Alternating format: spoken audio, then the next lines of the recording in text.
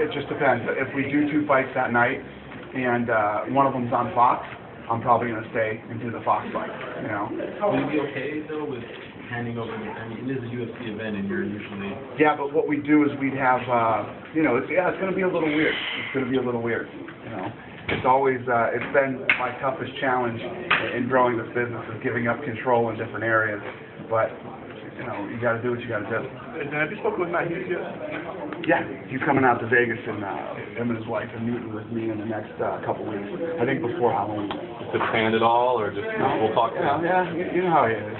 Listen, it doesn't matter what he does or what he wants to do. Hughes is going to be with us forever. You know, whether he talks me into doing that one more time, which I'd prefer he didn't. I'd rather he didn't. I'd really like to see him retire. I get to this point with these guys, him, Chuck Liddell, these guys who dominated all these years and were such a big part of us growing. What's next? Matt Hughes, believe me when I tell you, does not need money. Okay? He's set. He doesn't ever need to work again. He doesn't ever need to fight again. He's got plenty of money. And I just, you're one of the greatest welterweights ever. You know, now that George St. Pierre has done what he's done, you know, it's arguable over who, you know, we'll see how he ends his career. But, you know, what's the point? What, you're going to go for another title run? You just lost.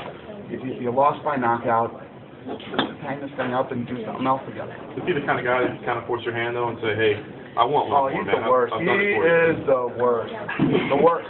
When I go in and give bonuses to all the fighters at the end, he's always negotiating in there for everybody. On The Ultimate Fighter, he was always arguing with me for more money and for the guys and all this stuff. He is the worst. So yes, if he wants to keep fighting, it's not going to be a fun conversation. He's going to be negotiating and busting my balls and everything else. But you know, I would love to see him just hang it up now and, you know, we'll do something else together. He doesn't need to fight anymore. I don't want to see it anymore.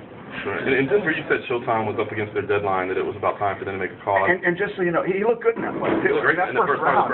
He looked really good. Yeah. Till 4:59 of the first round. But he looked good in that first round. So it's always tough to talk to a guy who came out and looked horrible. But there's also a thing when guys are getting knocked out time and again. And plus, as much as we don't want to deal with it, when you start to get old, man, it's the young man's game. So, anyway, Showtime. Yeah, in Denver, you said that they were up against